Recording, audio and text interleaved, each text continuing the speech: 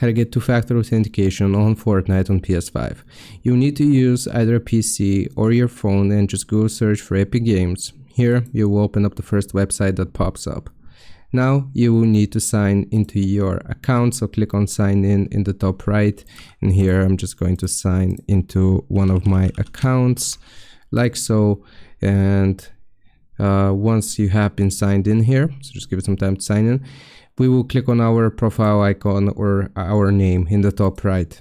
Now we need to go into account, so just click on account, and here what we have to do is go into the section, I kind of forgot where it was, it's right here, password and securities. You will see two-factor authentication, and currently I have email enabled, but if you want to set up any of those other ones, you can use the authenticator app, or you can set up SMS. So here you will just click on the method that you want to set up and go through the prompts, and you will have successfully enabled two-factor authentication on the PS5. So I hope this helps. Leave a like and sub, and I'll see you next time.